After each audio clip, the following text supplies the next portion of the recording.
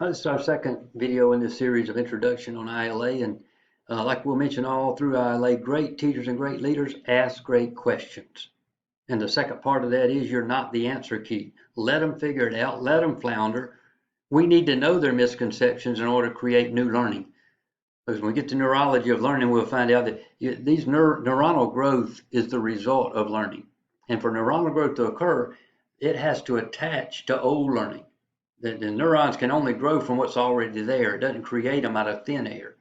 So we know their misconceptions, then, and they know their misconceptions, we can then connect the new learning to the old learning. That's when it becomes relevant to the student. So ask great questions, and we'll do that throughout ILA. Your paradigm will be challenged continuously through ILA. If it was not challenged, then I don't guess we could call it a leadership academy. But when And although it's easy to ask just rote questions, and we need to ask deeper questions to show we do have an understanding, we do care, or shows our interest. Just ask the right questions to students. And those questions are supposed to stimulate critical thinking. We get frustrated because we have to put so much effort in teaching communication and critical thinking. But if we think back to when most of us were growing up, going through college, you say, well, where did you learn to critically think and communicate? And the answer the majority of the time is just what occurred in our upbringing. Very rarely was that something we actually learned in the classroom. We might have improved upon it in the classroom, but we had that going in. So a couple of generations ago, communication critical thinking was a pretty common commodity. What wasn't common was knowledge. We just didn't have access to it other than books or finding somebody that knew a lot about it. We just didn't have access. Now let's fast forward to today. The rare commodity is not the knowledge we have. That's most cheap and easily accessible as it's ever been in human history. So if that's all we're offering our students is just transmission of knowledge, we're failing them. So we say, why do we have to teach the critical thinking and communication? Well, because most are anyway, are not getting that in their upbringing. And then we'll talk in our sessions about some reasons why that's true as technology enhances. Because when we're talking critical thinking, we're really talking about what's the first step. And the first step to critical thinking is making observations. So has technology taken away some of those observations? All we know is our students having a problem communicating critical thinking. We hear that from businesses every day. So incorporating that into what we do is a challenge. Ask questions. Critical thinking is not answering the question, it's questioning the answer, and that's what we want students to do. So the more questions they're asking in class, that's our evidence they're engaged and they're thinking. Call it Socratic method. We have all kind of different types of questions. Once again, to keep the video shorter, you can pause these videos whenever needed to go back over some of these things. We're not in a course where we're having to memorize information for a test or going over technical information or memorizing technical definitions. We're talking about things we're using every single day in our chosen profession, the things that are relevant to what we do every day. So these are the kind of questions we want to use to probe further. Don't let students get away with just, you ask a question, they're like, well, I don't know. We're not supposed to know. See, they've been trained through years. You either know it or you don't know it. The answer is either right or it's wrong. And that's kind of the mentality that they build. So the area between know it and don't know it is that area called figure it out. And that's what we want them to do. If we're going to work on critical thinking, we have to work on the figuring it out. You're not supposed to have everything memorized. You can tell this is an old meme. It actually refers to an overhead projector, but the point's the same. The point is you don't need all that technology to come up with critical thinking, but how can we use it to help do that? All the technology in the world will not compensate for human relations. So in this communication and critical thinking, once again, every time we see a meme, we're thinking, how can this apply to me? But how can I use this in the classroom to help students better understand? Some of the questions we'll ask is, what's your biggest challenge? And that's the question you need to ask yourself. What's your biggest challenge? And then the next question will be, well, what are you doing about it? What's the first step you're taking to overcome this challenge? And then another question will be, how can I help? As a leader, how can I help? Use this a lot of time with students in interventions. You say, well, I notice you're doing, have low test scores, not turning in homework, whatever the case may be. What can I do to help you? Of course, it's not my problem. This is their problem. But If I ask them what they can do, if they knew what to do, then quite frankly, they'd have probably already done it. They may not even know what to do. So that's why when we say things, well, you just need to try harder, that's not really good advice to just try harder. They don't even know what to do sometimes. So how would they answer that question? Just take them out of the picture, say, how can I help? And a lot of times they'll come up with something. You've probably heard it before. Well, no, if you wouldn't talk so fast and didn't cover so much material and made the test a little shorter and easier, I could probably do it. But when they say things like that, that's your teaching and learning moment. They have told you their perception. They've told you what they thought. So your response is going to be really important here because all those things are true. If we did all those things, that would help them. Unfortunately, I'm not going to change any of those as a teacher. But what if I could give you strategies as a student that would guarantee you the course would seem easier, material would seem shorter, the test would seem easier, the same end result you asked for? What if I could give you strategies that allowed you to get those? Would that work for you? Of course, you're asking a question that's kind of rhetorical. I mean, they have to say yes. They just asked for those things, and now you're saying you have a way to give it to them. But what you've done is you've shifted the responsibility. You've shown them that I'm not in control of your learning. You are. Now, when I go home and look in the mirror, I'm telling myself I'm in control of learning. But when I'm talking to a student, I want them to assume that control. What we're trying to do is devise and design a course structured enough that have enough support system built in that they can assume that responsibility. CEO of Campbell Soup called that's your ultimate leadership question because it helps you identify those problems. People are more apt to talk when you're asking what you can do to help them. And you may want to ask, what have you accomplished? What are your successes? Let's talk about those. We don't do that enough in education. If you're a division director, department chair, and you have a meeting coming up, challenge your faculty. Come and tell us about what you implemented and do last semester that worked for you, especially with this crisis going on, COVID crisis. What have you changed in your classes that has improved learning? In other words, turn the mindset to a more positive, proactive mindset instead of the negative, complaining, making excuses, or whining. That doesn't get us anywhere. That's a fixed mindset behaviors. We're looking for growth mindset behaviors. And of course, you want to make it sure that everyone understands where we're going. That's our main problem in education. This first day of ILA, all we're trying to accomplish other than connecting with each other is to understand it's all about learning. And I know that sounds simple. Every major stakeholder in this country, there has never been so much overwhelming agreement from every one of those stakeholders, except faculty. We've not gotten the buy-in on faculty. It's all about learning. Because you think about this, if all I do is cover content and test, the learning is in between there. That's up to the student. Historically in higher ed, well, that's the student's got to do that. And that's why a large portion of the population has been alienated from the benefits of higher education. So when we say that the learning that goes on between covering content and testing, what are we doing with that? Once it's all about learning, not about grades, not about covering content, about learning, it changes the whole picture. All of a sudden we have options available to us that we'd never even considered before. So that's why we have to be clear on what we're doing and why we're doing it. The why is very obvious. We have to get a more skilled workforce. And our students don't come to us prepared. Well, what are we doing about it? They're not incapable of learning. But times have changed drastically. We don't need to remind ourselves of that. But if we look back at some ads, we can see how these times have changed so drastically. Just in 1989, I can remember when computers came out for teachers. There were a lot of teachers that said, you know what, I'll just retire before I learn all this. It was just too big of a block for them to overcome, which is kind of sad when you're in the business of teaching and learning. And the moment you come across something that you have to learn new, you're ready to bail out. But I guess we'll all be at that point at some point in our career. There'll come a time in our career where we just don't want to change anymore, and we're ready just to move on and let our replacement do all those changes. And that's fine too. But to doctors, recommend Camel.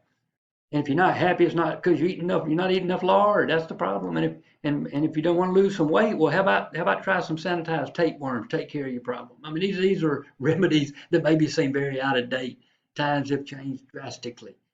Unfortunately, our instructional practices across the institutions and across the country have not. So our only question when we're dealing with strategies to improve learning, is it effective? Did it enhance learning? That's the only question. Too many times strategies are labeled to try to stifle innovation. We label straight, oh, that's just spoon feeding. Oh, that's just high schoolish. Oh, that's just, no, there's only one question. Was it effective at improving learning or not? If it was, then it's helping us meet the mission more effectively. So that's why today, you hear a lot of this, I know, well, I set high standards. I don't know what that statement's supposed to insinuate, but we hear that, oh, well, I set high standards. It doesn't matter what your standards. It matters what's the level of training, encouragement, support, and accountability. What's your level of those? Because if your level of expectations, if your level of standards is higher than the level of training, encouragement, support, and accountability, then there's a reason students aren't being successful, and it's not just the students. So our vision statement for ACCS, it says education must be a system that works for all. The data clearly shows that's not happening. So that's why we're addressing these issues. That's why we're talking about these things in a positive, constructive environment. You say, what's the best indicator of future academic and life success? Well, there's two answers, just depending on which direction you want to go. The answer is degree of self-discipline. Unfortunately, that's difficult to measure. Something we can measure is family income. You put 1,000 4-year-olds in a room. Do you know the best predictor of future academic and life success is is the level of family income? How sad is that? In 2020, it's still, when you are brought in or you raised in a family of poverty, neglect, and abuse, that should not be a life sentence.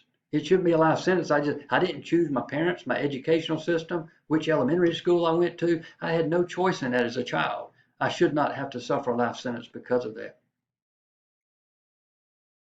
What a good one. Teachers or students. Single greatest thing we mentioned in video number 1 you can do to increase in opportunities in life for yourself, your children, or future children. You need to be telling this to every single student we have, and that's the pursuit of higher education. Because they need to know how important this is. If they decide to quit in that pursuit of higher education, after knowing this anyway, they have to be telling themselves that they're okay with limited opportunities for themselves, their children, their future children. The pursuit of higher education. And that's because 2/3 of your jobs require that.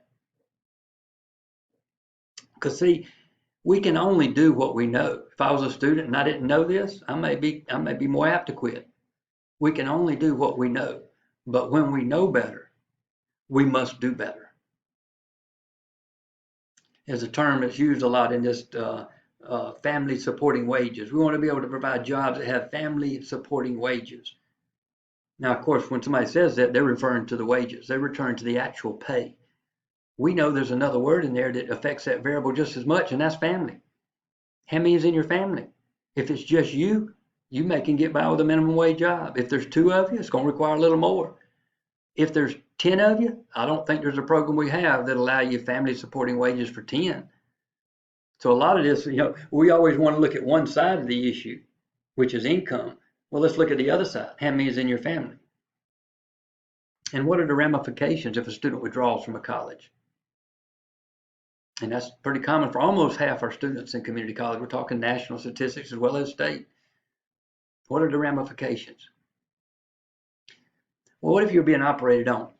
Would you want the surgeon to use strategies that they were comfortable with, that they felt were easier for them at the moment, or ones that would cut mortality rates in half? And that's a rhetorical question. These are just kind of get us thinking. In other words, if there's a better way to do something that'll improve the quality of someone's life, then absolutely we need to be sharing that amongst each other. And that's what ILA is for, to share those positive things that are working. And the same question be for a plumber, electrician. Of course, we don't just use what strategies we're comfortable with. We use the ones that are the most effective. So the mission of the community college, and I say the community college, every employee in the community college, is to inspire and facilitate learning. That's everyone's mission. Like we said, if all we get across the first day of ILA is it's all about learning, if that's all you can walk away with is that you get that, maybe you've already gotten it, then we're ready to start. We have the foundation in place to move forward. But to do that, there's a lot of things we got to keep in mind. We want to take our job dead serious. It is serious. Changing people's lives is serious. Don't take ourselves so serious. It's not about us. We're looking for a diversity and success, learning and completion. We use the acronym QTIP, but we also use one called KISS, and it was called Keep It Simple. Or as the military says, keep it simple, stupid.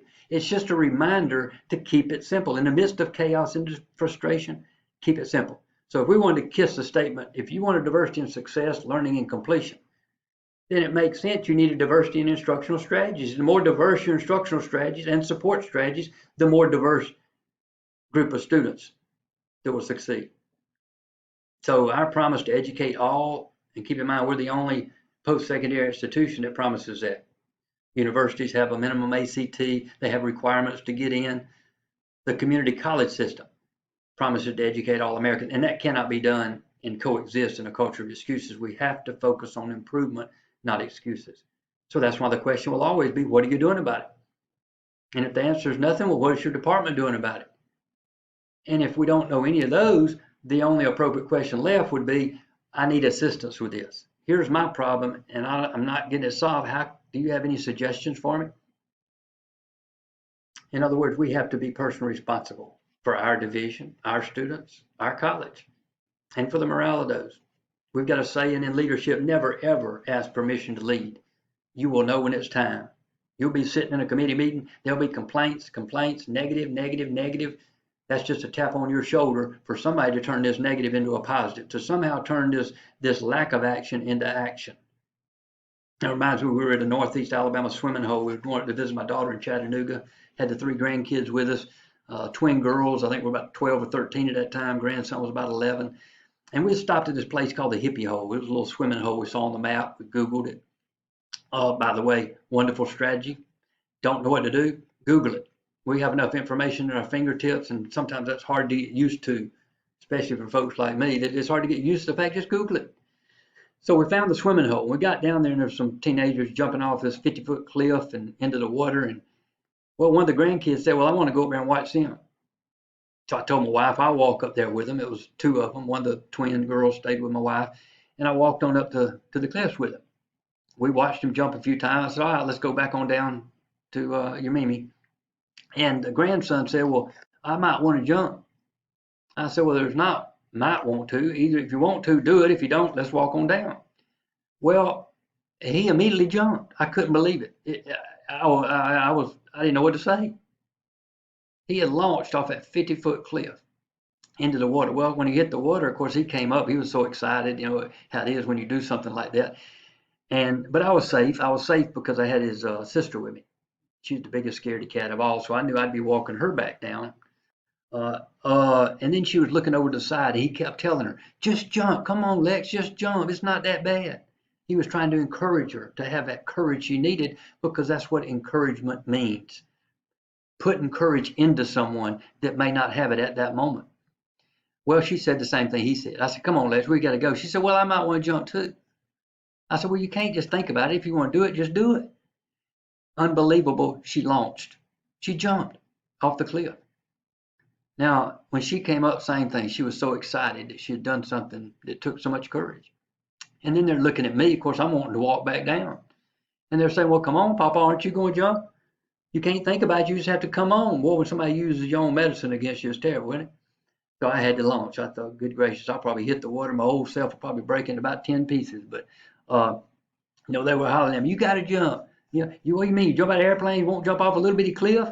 So I finally had to jump. And we had a blast. We still remember that and talk about it today. But here's the point to that story. Who was doing the leading? And the answer is the grandson, the youngest one of the 3.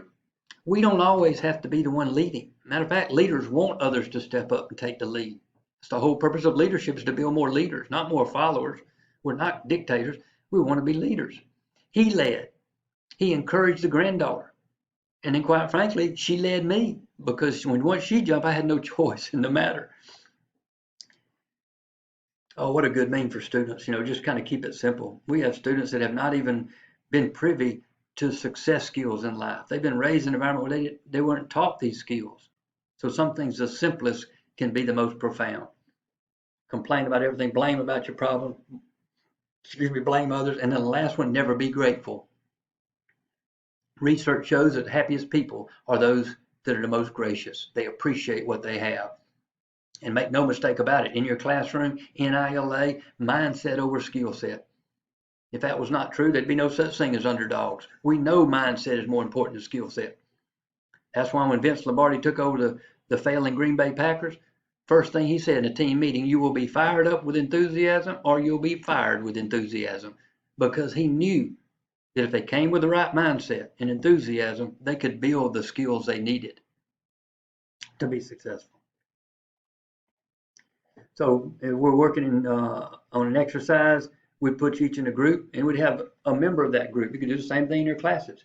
Tell the group something about yourself and do that in 60 seconds. At the end of 60 seconds, each member of that group tries to identify with one common experience with the speaker. What did I have in common with the things you said about yourself?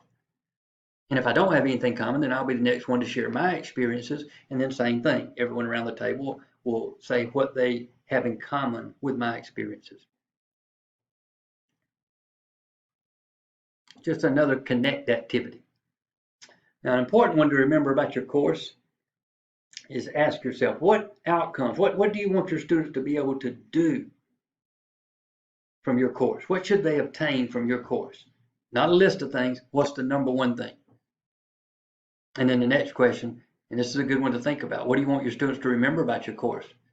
Now, we can cut that from 10 years, we can cut it in half, say 5 years, say 2 years from now. Heck, sometime we can say 2 weeks. So thinking about it that way helps you think about, okay, what's really important? As I go through my list of objectives, which ones are essential and which ones are not so essential? I can make that distinction if I ask those questions to myself. And that's why when we're dealing with a problem, we like to take the biggest problem or challenge first. One of the best ways to teach this critical thinking we talk about is to model it in what we do. We're in the teaching field. We're constantly changing. We're constantly adapting and improving. The hardest part of that critical thinking is self-reflection. That is the most difficult, to actually look into myself and say, what could I have done to improve upon this situation? But it's the number one way to accept personal responsibility and avoid that victim mentality that blames others. Because as long as it's somebody else's fault, keep in mind, there's nothing for me to change. And that's why blaming is so unproductive. It's basically a way of saying, I don't need to change. Somebody else caused this problem. Of course, it wouldn't be responsible for a parent just to allow their children to ignore chores, ignore homework, ignore all this stuff. And of course, we wouldn't do that. It's not our fault they didn't. We don't use the word fault. Take fault out of your vocabulary and replace it with responsibility to react. No, it's not your fault students come unprepared. No, it's not your fault they may do certain things, but it is your responsibility to react. We've said it's all about learning.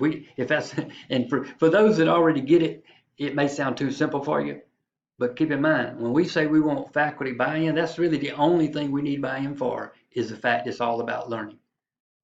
Because if someone has not realized it's all about learning, they're stuck in an old archaic paradigm that undermines the growth mindset in learning in the 21st century. It's toxic to a learning environment. That's when we start off in class, first day of class, I'd always remind students, because we're going to get some deep into critical thinking. We're going to challenge some paradigms. So I have to remind them, I will never say anything to offend you. However, I can't promise you that something I say doesn't offend you. Now, I need to think about that to get the difference in the two. It's sad when a dictionary has to add a new word post-truth. And they had to add it because facts are less influential about shaping opinion than appeals to emotions and beliefs. So you wonder why I feel like I'm in society where everybody's feelings and emotions are more important than the facts, that are more important than the results. That creates a very difficult environment for teaching critical thinking, especially when they see the leaders of our country, practicing some of the same things.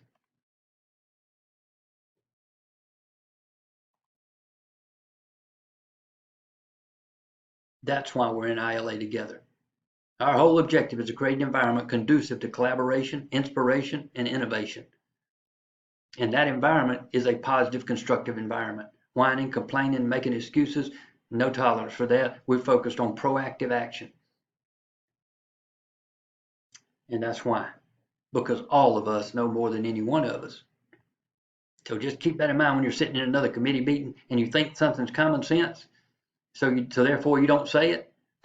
Well, we're in a world where common sense is almost a superpower.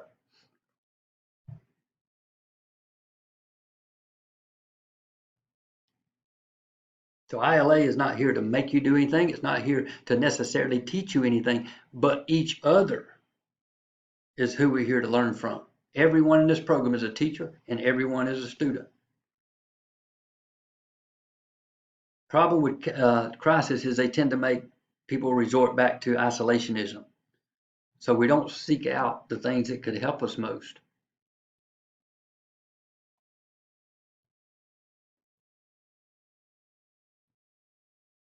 So we talk about cognitive approach in that one. That's the opposite of emotional.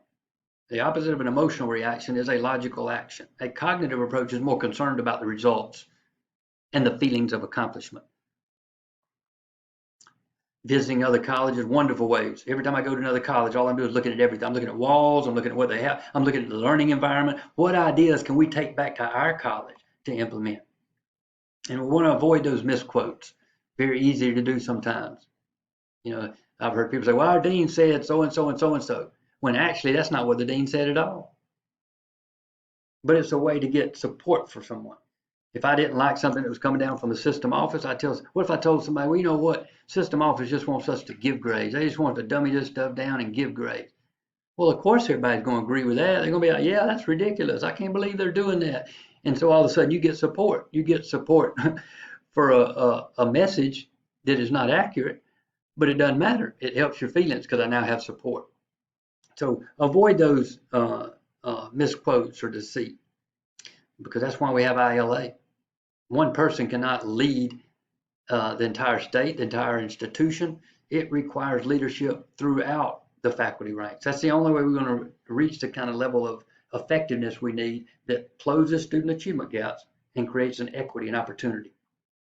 Your outcomes are not determined by your president or dean. They're determined by the strategies you choose to use. Now, if you're choosing to use certain strategies, then of course we should be the one responsible for the outcomes of those strategies and the results of those strategies because we chose them. And we can't shortchange ourselves. There's no reason to stop at 40%, 50%, 80%. Everything we do in here, we'll be looking at maximum. How can we maximize? We want to maximize a growth mindset, then we assume maximum responsibility, which would be 100% responsibility. Makes perfect sense on that mean. Problem with change, everybody wants it. You start talking about who wants to change, well, they might not get as many. And then when you start about who wants to lead the change, you're really going to have a void. Now, that's why we say never ever ask permission to lead. You'll know when it's time. That is the biggest failure. It's making no improvement. We ask our students to make all the improvements, so we need to make them also. So fear being in the exact same place you were today. Your challenges is for the session, well, the first session we come up with will be our Zoom session. The next one will be a face-to-face. Every session we hold, you need to come with strategies you've implemented since the last session that have improved learning. That's just an ongoing challenge. Bring strategies, newly implemented strategies that improve learning. Now, many of you may have dreaded coming to ILA. You got too much stuff to cover. I got so much content. I hear this all the time. I got so much stuff to cover. Well, at least we've identified the problem. You're trying to cover too much content. If you're that frustrated, you can imagine how frustrated students are, because this quantity and quality is on the seesaw. So if we want more quality, we may have to give up some quantity. That's why we analyze our objectives for relevancy. Which ones are essential and which ones are not so essential. And that will be an ongoing process, of course. The missing ingredient out of those content and testing has been the learning, the reflection, the discussion, all those things that build the skills our students need. Quote by, well, they credit it to Nick Saban. I'm sure other folks have said it. Suffer the pain of disappointment or the pain of discipline. You know, a lot of faculty that they didn't apply the discipline to implement an LMS, to use the learning management system for what it was designed to do, which is manage learning. And if I haven't done that, and all of a sudden a crisis hits, and now all of a sudden everything has to be converted online or to the LMS, then I might have to suffer a little disappointment. I may be a little more stressed out than some of the other faculty who are a little better prepared. Well, we're learning from that. We're saying, well, now let's get better prepared for the future so we don't get caught in this same boat again. You want to stimulate thinking, stimulate curiosity, then start with questions that stimulate that curiosity.